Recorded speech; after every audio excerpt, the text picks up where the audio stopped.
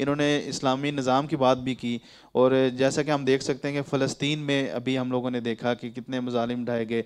तो अगर मुल्क में इस्लामी निज़ाम जब उसका नफाज कैसे मुमकिन है कि जब और नफाज जब हो जाता है तो हमारा जो मुल्क है वो कैसे दुनिया के साथ आंखों में आंखें डाल के बात कर सकता है? ये आप इस्लामी एतबार से बताएं कि नफाज कैसे मुमकिन है। सबसे पहले तो किसी भी मुल्क की बुनियाद देखी जाती है ना। पाकिस्तान बनते हुए जो नारा लगा कि बट के रहेगा हिंदुस्तान, बन के रहेगा पाकिस्तान, वाह वाह, तो पाकिस्तान के बनने के लिए कितने लोगों ने, लाखों लोगों ने शहादतें दी, कुर्बानियाँ दी, बिल्कुल कुर्बानियाँ दी। बल्कि जब हिजरत हुई तो लोग छुप जाते थे, वो सिख और हिंदू कत्ल करते थे और कत्ले आम करते थे।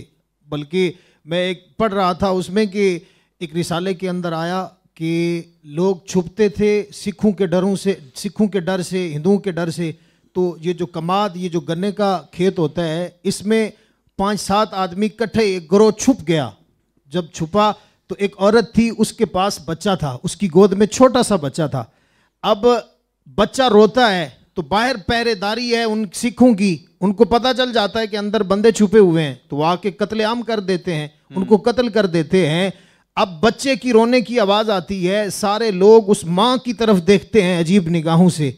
और माँ क्या करती है कि माँ अपने बच्चे के गले पर खुद हाथ रख के अपने बच्चे का गला दबा देती है, अपने बच्चे को खुद मार देती है। पाकिस्तान बनने के लिए क्या कभी माओ ने अपने लालों को खुद भी दफन किया है, खुद भी अपनी जो है बेटों की जानें ली हैं?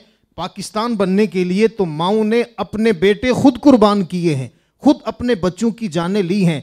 देखिए पाकिस्तान बन गया। मुझे देखिए, अब देखिए कि हम जिस दौर के अंदर जा रहे हैं, क्या हमें ये सूट करता है कि हम किसी ऐसे शख्स को जाकर सपोर्ट करें यार जिसे कुल वल्ला पढ़नी ना आती हो, वो मुल्क जिसकी बुनियादी ला इलाहा इल्लल्लाह हो? क्या हमें ये सूट करता है हम किसी ऐसे मुल्क को जो है वो वजारत, किसी ऐसे बंदे को वजारत दे दें जिसे दुआए कुनूत पढ़नी ना आती हो? क्या वो माँ कल क़यामत के दिन हमसे पूछेगी नहीं, हमारे गिरेबान नहीं पकड़ेगी कि मैंने पाकिस्तान बनने के लिए अपने बच्चे की कुर्बानी दे दी, अपने बच्चे का गला घोंट दिया, तुमसे इतना ही ना हो सका कि तुम इस्लामी निज़ाम को ऊपर लेकर आओ, तुम जो है वो फिर जाकर उन्हीं लोगों को वोट देते रहे जो इस्लाम के मुखालिफ थे। अब देखिए पाकिस्तान के अंदर ऐसा भी हुआ, एक शख्स टीवी पे बैठकर जो है वो ये बकवास करता है कि उससे पूछा गया जब कि तू शादी क्यों नहीं करता है, उसने कहा अगर जो है वो बाहर से दूध मिल जाता हो तो घर भैंस रखने की क्या ज़रूरत है। अब मुझे देखिए, ऐसे शख्स को तो गलियों में घसीट कर जूते मारने चाहिए थे, लेकिन हमने क्या किया, हमने उसे उठाकर सबसे बड़ी वजारत दाखिला का ओहदा दे दिया। क्या कल क़यामत के दिन वो माँ हमसे पूछेगी नहीं कि क्या मैंने अपने बच्चे की कुर्बानी इसलिए दी थी? वाह वाह वाह, मैंने अपने बच्चे की कुर्बानी इसलिए दी थी कि तुम ऐसे लोगों को ऊपर लेकर आओ जिनको इस्लाम की अलफ से भी जिन्हें वाकफियत नहीं है, जिन्हें पता ही नहीं है इस्लाम क्या है।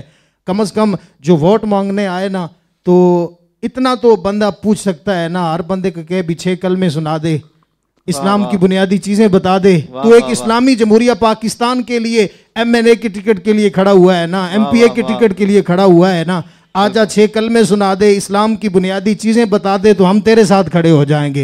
इतना तो हर बंदा कर सकता है ना। तो वोट देते वक्त ये चीज जरूर जो है वो मलूज़े खातिर रखनी चाहिए कि हम जिसे वोट दे रहे हैं क्या ये बंदा मजहबी है कि नहीं है। देखिए दीन ने तो आना ही आना है, ये तो वादा है, वो जिस तरह भी आए, वो इनकलाब के जरिए आए, वो हम जमहूरियत को इस्लाम के पीछे लगाकर जो है वो दीन इस्लाम लेकर आए, किसी भी तरह दीन इस्लाम ने तो आना ही आना है तख्त पर। और जब इस्लाम आएगा तो फिर इस्लामी निज़ाम की ये बरकतें हैं कि सूद सब कुछ ख़त्म कर देगा। इस्लाम जो है अपना खूबसूरत जो दीन है, इस्लाम जो खूबसूरत निज़ाम है, इस्लाम वो निज़ाम नाफिज करेगा। फिर किसी की ज़रूरत नहीं होगी, जिस तरह अब फ़लस्तीन में हुआ, क्या किया कि हम फ़लस्तीन के साथ खड़े हैं, भी आप बैठ जाओ, आपके खड़े होने से उनको क्या फ़ायदा हो रहा है? बिल्कुल ऐसी है। आप बैठ जाए ना, आप थक जाएंगे खड़े खड़े, आपका फ़ायदा तो तब हो कि आप उनकी जाकर मदद करें। खुदा की कसम अगर कोई गैरतमंद लीडर पाकिस्तान के अंदर होता, पाकिस्तान के ओहदे पर कोई गैरतमंद लीडर होता, तो ये तो चंद खुसरे हमारे ऊपर मुसल्लत है ना, जिन्हें पता ही नहीं है इस्लाम क्या है। हुजूर ने तो फरमाया कि मुसलमान जस्दे वाहिद की तरह है। मुसलमान के किसी, जिस तरह जिस्म के किसी उज़्व के अंदर तकलीफ हो तो पूरा बदन तड़प जाता है, ये जो मुसलमान हैं ये भी जस्ते वाहिद की तरह है। एक मुसलमान को तकलीफ हो, सारे मुसलमान उस तकलीफ को महसूस करते हैं। फ़लस्तीन के अंदर क़यामत बीत गई है, हमारे हुक्मरानों ने तो उस तकलीफ को महसूस ही नहीं किया। सिर्फ एक बयान तक भी हम उनके साथ खड़े हैं। खड़े होने से कुछ भी नहीं होता। अगर कोई गैरतमंद जो है वो लीडर हमारे पास होता, तख्त पर होता, तो खुदा की कसम अगले दिन इसराइल के पर्चे उठा के रख देता कि हट जाओ, मोहम्मद अरबी के गुलाम आ रहे हैं। बिल्कुल यही बात है। एटमी ताकत होने के बावजूद मैंने देखा कि हम लोगों ने सब नहीं देखा कि हमारी जो हुकूमत है, मौजूदा हुकूमत या किसी भी सियासी लीडर ऐसा जो हुक्मरानी करते रहे हैं पिछले 70 सालों में, किसी ने उनके लिए आवाज़ बुलंद नहीं की। लेकिन इस मौके पे भी जो है इस्लामी कुछ जो है, मैं कह सकता हूँ कि उस इस्लामी जो पार्टी है वो उन्होंने ही कुछ ना कुछ रैली निकाली, कुछ अपना बयान रिकॉर्ड किया, इजहार यकजहती करते इस्लामी मुसलमानों की, जो जिनको हम लोग कहते हैं ना मौलवी, वही नज़र आए जो है बढ़ चढ़ के जो है इस्लाम के हवाले से उन्होंने तबलीग भी की और बताया, दुनिया को बताया कि जो आप लोग जितना मर्जी जो है जुल्म सितम कर लें, लेकिन इस्लाम अपनी पावर खुद रखता है। और लोगों ने अपनी पावर के ज़रिए जो है इसको आगे दुनिया तक पैगाम पहुँचाया। नाज़रीन,